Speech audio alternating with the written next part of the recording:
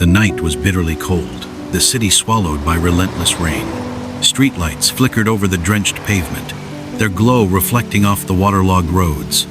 Tiny rivers formed along the sidewalks, carrying the remnants of the storm. Amidst the downpour, a lone figure stumbled forward, arms wrapped tightly around herself, shivering as the rain soaked through her tattered clothes. Hari moved unsteadily, her body drained from exhaustion. Her white sweater, now a dull gray from the rain, clung to her slender frame, and her damp brown hair stuck to her pale face. Every step felt heavier than the last, weighed down by the night's misfortunes. A sleek black sports car sliced through the darkness, its headlights piercing through the storm. Inside, Kang Joon-hyuk, a young but formidable CEO, gripped the wheel with steady hands. Dressed in a black turtleneck beneath a tailored suit jacket, he exuded an air of effortless power. His sharp jawline was accentuated by the flickering streetlights passing through the windshield, but his expression remained cold and unreadable. As he turned a corner, his sharp gaze caught sight of a figure stumbling onto the road. Without thinking, his foot slammed the brakes. The tires screeched against the wet pavement, the car skidding slightly before coming to a halt, just inches away from the drenched woman. Hari froze in place, her breath hitching. The blinding headlights illuminated her fragile form, making her seem even smaller, more vulnerable. Joon-hyuk exhaled sharply before pushing open his door. His polished shoes splashed into a puddle as he strode toward her. "Are you insane? Walking into the street like that?" His voice was sharp, but as his eyes roamed over her trembling form, the words died on his lips. Without another thought, he shrugged off his jacket and held it out to her. "You must be freezing. Put this on." Hari hesitated before reaching out with unsteady hands, her fingers brushing against the expensive fabric. She looked up at him, her vision blurred from exhaustion, lips trembling from the cold. Without another word, Joon-hyuk led her to his car. As he drove, he stole occasional glances at her, as if checking to see if she was still conscious. She sat quietly, gripping the jacket tightly around her shoulders, her eyes fixed on the raindrops racing down the window. By the time they arrived at his penthouse, Hari could barely process her surroundings. The grand space was breathtaking, with high ceilings and floor-to-ceiling windows showcasing the city's glittering skyline. She hesitated at the entrance, overwhelmed by the sheer elegance of the place. Joon-hyuk handed her a cup of hot tea, his voice calm but firm. "Drink this, it'll warm you up." She sat at the dining table, her hands wrapped around the cup, sipping slowly. The warmth spread through her, but her mind remained clouded. The entire night felt like a blur. Joon-hyuk reappeared with a towel and placed it on the table beside her. "Dry your hair. You should also take a shower. The bathroom on the second floor is free." She hesitated before nodding and taking the towel.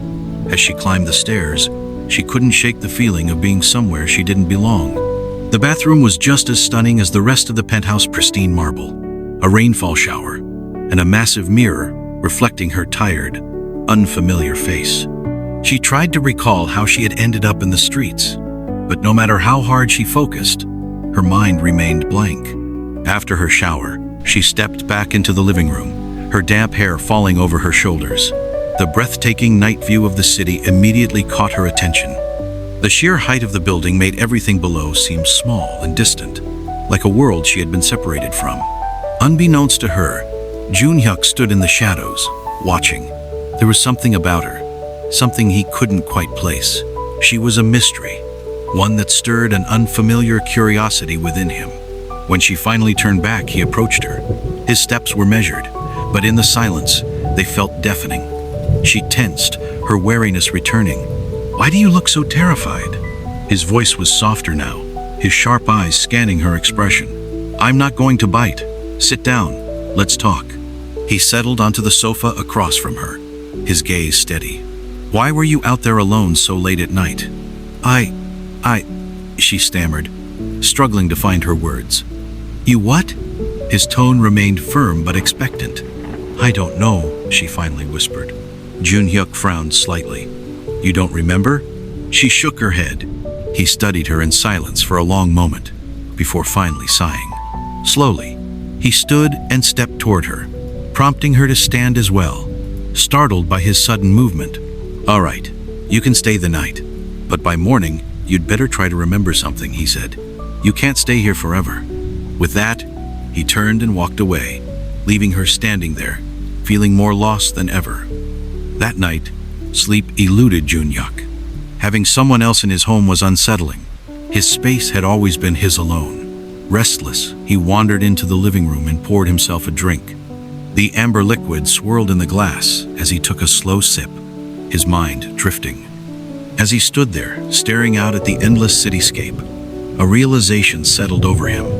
Tonight, for the first time in a long while, he wasn't the loneliest person in the room. Hari woke up in an unfamiliar yet luxurious bedroom, the morning sunlight streaming through the windows, warming her face.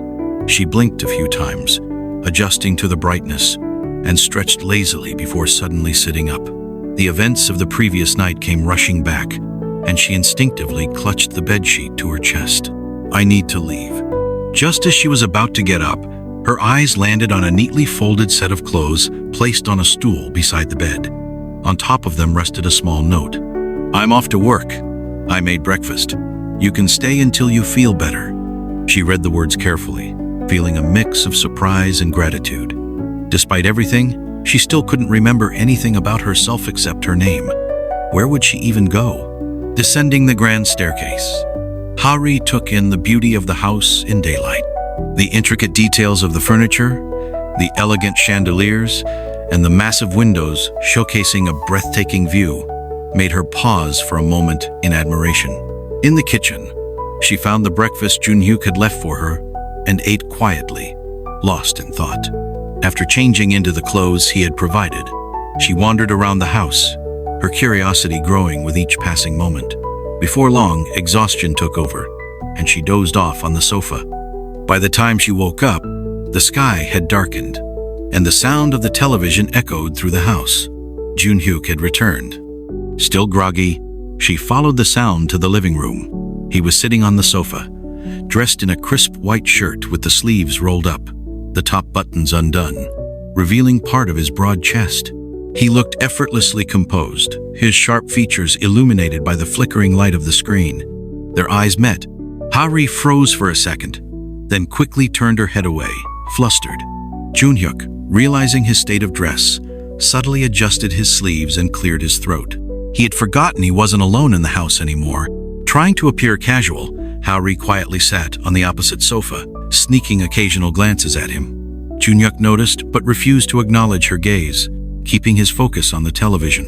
However, when her staring became too much to ignore, he finally turned to her. "Do you need something? You keep staring at me." Caught off guard, Hari immediately looked away, her cheeks burning red.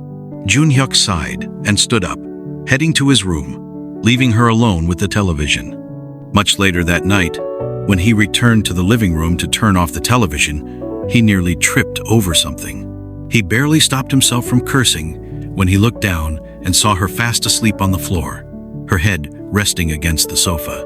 For a moment, he just stood there, watching her. In sleep, she looked even more delicate, her face peaceful, her breathing soft and steady. Something in his chest tightened. His heart began to race in a way that made him uncomfortable. "What is happening to me?" Shaking off the strange feeling, he turned away, intent on leaving. But then, another thought hit him. What if she catches a cold?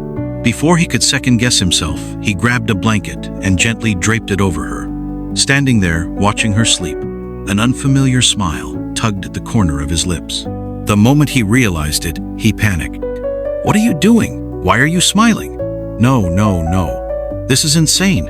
Without another glance, he retreated to his bedroom, shut the door, and threw himself onto the bed, pulling the covers over his head. Yet, no matter how hard he tried, the image of Hari sleeping peacefully kept replaying in his mind. His heart pounded, refusing to calm down. "I must be losing my mind." The morning sun cast a soft glow through the curtains, signaling the start of another Saturday. Heron woke up on the couch, a blanket wrapped loosely around her. She had no recollection of when she had fallen asleep the previous night. Blinking drowsily, She scanned the room, but it was empty. With a tired sigh, she got up, folded the blanket, and trudged toward her bedroom. After a refreshing shower, she changed into a casual pink top and a black pleated skirt that fell just above her knees. As she settled onto her bed, a knock at the door interrupted her thoughts. Straightening her posture, she called out for the person to enter. Joon-hyuk stepped in, dressed in a sleek black overcoat over a gray turtleneck sweater, paired with slim-fit black trousers and polished black shoes.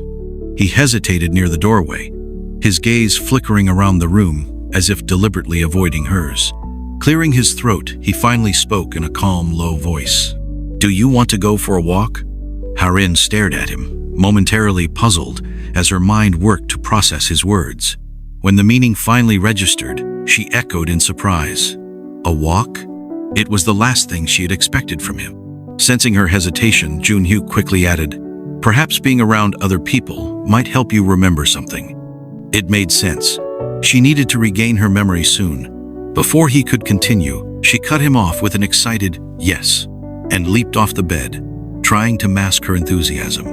"All right, meet me downstairs when you're ready." As soon as he left, Harin grabbed a red scarf, wrapped it around her neck, and slipped into a pair of casual black flip-flops. Within minutes, she was downstairs, where Joon-hyuk was waiting. Without another word, they started walking side by side, both avoiding each other's gaze, an unspoken tension lingering between them. From that day forward, their bond deepened. They spent time together, sharing moments filled with warmth and laughter. Although Harin had yet to regain her memory, she was no longer alone. Joon-hyuk was by her side, and for the first time, he had someone he could truly open up to.